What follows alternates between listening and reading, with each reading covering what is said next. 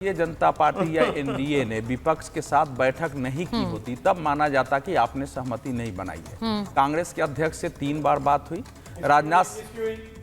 राजनाथ सिंह ने कहा नहीं सुनिए, सदन का नेता कौन है? सुनिए ना, सदन का नेता कौन है? तो एक व्यक्ति को डिप्यूट किया गया। सुनिए एक व्यक्ति को नेता नरेंद्र मोदी एक व्यक्ति को डिप्यूट किया कि आप अध्यक्ष के चुनाव के लिए ये बात करेंगे। राजनाथ सिंह जी ने किसने कर लिया? नहीं, एक व्यक्ति को डिप्यूट किया है भाई। राजनाथ सिंह को लगाया गया है कि आप विपक्ष के बीच सहमति बनाइए, और उनके कमरे में वेणुगोपाल जी क्यों गए? क्यों करेंगे? कमरे में वेणुगोपाल जी क्यों गए बात करने? भाई क्यों नहीं करते? अब उनके कमरे में वेणुगोपाल जी गए, बातचीत डेमोक्रेसी में सारी पार्टियों के नेता गए थे, सारी परंपराएं चला, सारी पार्टियों के नेता राजनाथ सिंह के कमरे में गए थे, वहीं मीटिंग हुई है, वहीं बातचीत हुई है। उन्हीं को मोदी जी क्यों नहीं करते? ऐसा है। जवाब दो इस बात का। सुने मोदी जी को भाई, मोदी जी भी ऐसा होगा हर चीज क्यों सेव कर रहे हो आप सदन के नेता को? प्राइम मिनिस्टर भी जा सकते हैं। नेता की ड्यूटी है सदन के लिए हर चीज की। कैसी बात कर रहे हो? मैं जो स्पष्ट कर रहा हूँ, देखिए मैं इसलिए नहीं चिल्लाऊंगा कि ये मैं विषय रखना चाहता हूँ, कट जाएगा। आप सदन के भाई आपने क्या जिम्मेदारी है बताइए आप। पहले जिम्मेवारी से ज्यादा मैं स्पष्ट कर दूं क्यों जिम्मेवारी है सदन के नेता? जनता दल यू के ललन सिंह बाहर निकले, उन्होंने ये कहा कि जब इन लोगों ने कहा कि डिप्टी स्पीकर तय करो, तो राजनाथ सिंह जी ने कहा है कि पहले स्पीकर का चुनाव हो जाए, डिप्टी स्पीकर जब आएगा तब हम लोग मिलजुल के वो नाम तय करेंगे। उन्होंने कहा कि नहीं, डिप्टी स्पीकर तय करो। ये बजाबता उन्होंने ललन सिंह ने निकलने के बाद बयान दिया। सभी पार्टी के नेता राजनाथ सिंह जी के ही कमरे में गए थे, समाजवादी पार्टी के भी गए थे, सभी पार्टी के नेता गए थे, क्योंकि पार्टी एक आदमी को लगाती है कि आप इसका काम करिए। तो ये जो जिद है, और दूसरा सुनो, ध्यान रखो, कर्नाटक में कांग्रेस की सरकार है, स्पीकर मैं उसी पर आ रही हूं। पश्चिम बंगाल में स्पीकर डिप्टी स्पीकर इनके ही हैं। केरल में स्पीकर डिप्टी स्पीकर इन्हीं के हैं। की बात हो रही थी कि प्रोटोकॉल डिप्टी स्पीकर इन्हीं के हैं। तो ये खुद जिस पे है, जो अभी टीएमसी के प्रवक्ता बैठे हुए हैं, पश्चिम बंगाल में भी बीजेपी के पास डिप्टी स्पीकर दे दिया होता, कर्नाटक में दे दिया होता, आपने नहीं दिया, आपने दोनों बना के रखा हुआ है। स्पीकर कौन है पश्चिम बंगाल में? डेप्यूटी स्पीकर कौन सी पार्टी के आते हैं? शुभांकर जी। नहीं, मैं एक मिनट मैं एक बात आपसे पूछ लूं। अगर उस हिसाब से आप चलेंगे तो फिर तो मैं गुजरात भी पूछूंगा, क्योंकि आपने तो प्रेसिडेंट ही वैसे सेट कर रखा है। सेट करिए ना प्रेसिडेंट ऐसा, तब तो आप उंगली उठा सकेंगे। आप पूरे देश की बात कर रहे हैं, एक लोकसभा की बात कर रहे हैं, जहां पे आप नहीं, वो वहाँ प्रोटोकॉल याद दिलाते हैं, इसलिए बात हो रही है। राधिका जी के पास जाऊंगी, एक minute. Radhika ji that is the thing, मुझे तो वो पूछना चाहिए। तब तो आप यूपी में पूछता हूं, यूपी में नहीं तो पश्चिम बंगाल की बात नहीं हो रही है सिर्फ, अगर गरिमा कर्नाटका में भी हो रहा है सर। कर्नाटका में मैं सभी राज्यों की बात कर रहा हूँ, राजस्थान की बात भी कर रहा हूँ। अपनी पार्टी अपने गिरेबान में भी झांकना पड़ेगा, उन्हें भी झांकना पड़ेगा। कांग्रेस की बात, राधिका जी, सभी दलों को मिलकर के इस परंपरा को सेट करना चाहिए, जिससे राजनीतिक व्यवस्था देश की एक सुचारू और गरिमापूर्ण बने। भाई राधिका जी, देखिए सवाल ये उठ रहा है कि आपके राष्ट्रीय अध्यक्ष ने ये सवाल आज उठाया कि पश्चिम बंगाल में क्या है, कर्नाटक में क्या है, वहां पर स्पीकर भी इन्हीं की पार्टी का और डेप्यूटी स्पीकर भी इन्हीं पार्टी का। तो ये हमें प्रोटोकॉल ना सिखाएं, ये परंपरा की बात ना करें। उन्होंने ये जवाब पलटवार तब किया है क्योंकि आज राहुल गांधी ने बार बार परंपरा और प्रोटोकॉल की बात कर दी।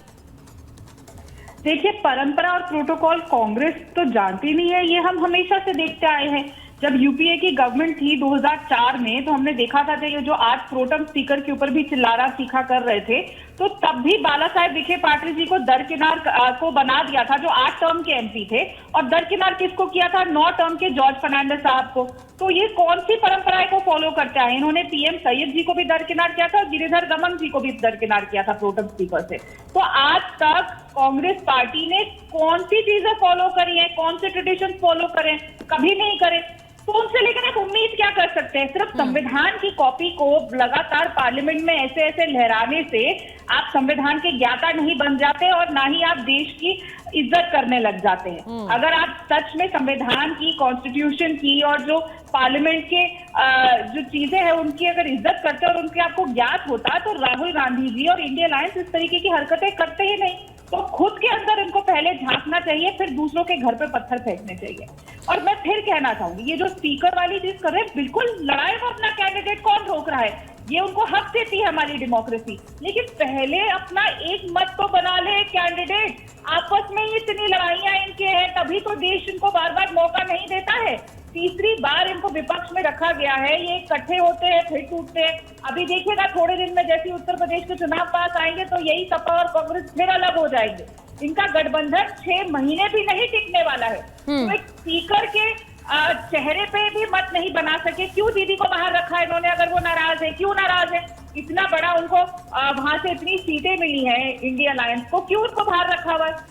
ये तो लगातार ममता बनर्जी जी तो आंखें दिखा रही है। तो जैसा मैं कह रही थी कि जो लगातार राहुल गांधी विदेशी मीडिया को कहते हैं कि एनडीए अलायंस के लोग मेरे संपर्क में है, वो छोड़ना चाह रहे हैं। सर, पहले अपना घर संभालिए, पहले संविधान में क्या लिखा है उसे पढ़िए।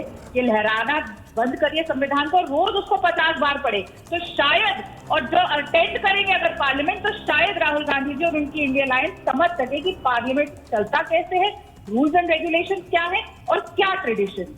मैं एक बार जरा बड़ी खबर बता देती हूँ, जरा भाटी जी इसको सुन लीजिए। एनडीए का ये खबर हमारे पास आ रही है कि ममता बनर्जी को लेकर राहुल गांधी से सवाल पूछा गया। राहुल गांधी से सवाल पूछा गया ममता बनर्जी को लेकर कि क्या आपने उनसे पूछा था। ममता से बात करने के सवाल पर राहुल गांधी ने चुप्पी साध ली। उनसे पूछा गया कि क्या ममता बनर्जी से आपने राय ली थी, उनसे बात करी थी स्पीकर का उम्मीदवार उतारने से पहले, तो वो क्या बोलते हैं? उन्होंने कहा जय संविधान और वो निकल गए। तो मीडिया कर्मियों ने ये सवाल तब पूछा जब अभिषेक बनर्जी का बयान आया, जब उनके पार्टी के नेताओं का ये बयान आया कि भाई हमसे कोई राय मशवरा नहीं हुआ, तो राहुल गांधी पर वो सवाल दाग दिया गया। राहुल गांधी जय संविधान कहकर वहां से निकल गए। अब इसका क्या मतलब हुआ भाटी जी जरा बता दीजिए। इसीलिए मैंने आपसे पूछा कि आपके नेता से भी कोई कंसल्टेशन किया है या फिर ऐसे ही जय संविधान कहकर वहां से निकल गए? भाटी जी बताइए जरा। हमारे नेता से तो पूरा सलाह मशवरा हुआ है। सदन के अंदर भी हमारे नेता, कांग्रेस के नेता बराबर में बैठे रहे। मतलब उन्होंने अपनी मंडली बना ली है, दीदी को आउट कर दिया उसने। नहीं, दीदी भी हमारे साथ हैं, स्पीकर के चुनाव में भी साथ रहेंगी। दीदी बहुत सम्मानित नेता हैं देश की, 4थे नंबर की पार्टी है उनकी देश में। और लेकिन मर्यादाओं का और परंपराओं की बात राधिका जी कर रही थी। मोदी जी ने तो इतनी परंपरा का भी पालन नहीं किया कि सरकार बनाने से पहले जो सबसे बड़ा दल होता है उसकी पार्लियामेंट्री बोर्ड की मीटिंग होती है, मतलब उसके संसदीय दल की, और उस संसदीय दल में नेता चुना जाता है। मोदी जी बीजेपी संसदीय दल के नेता चुना ही नहीं गए और शपथ ले ली।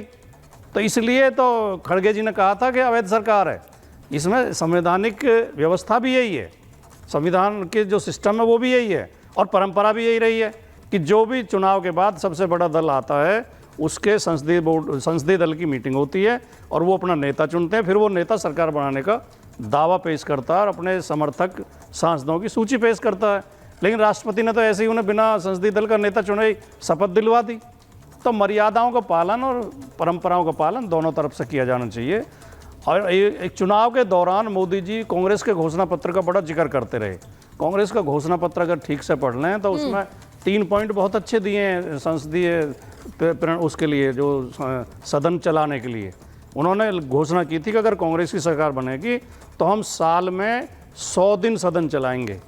दूसरे सप्ताह में 1 दिन ऐसा रखेंगे जिस पर केवल विपक्ष के एजेंडा पर चर्चा होगी, और तीसरे जो भी स्पीकर चुना जाएगा वो पार्टी से संबंध खत्म कर लेगा, वो निष्पक्ष स्पीकर रहेगा, वो किसी पार्टी का समर्थक नहीं रहेगा, वो निष्पक्षता के साथ सदन चलाएगा। तो यही बात, चीजों का पालन करना।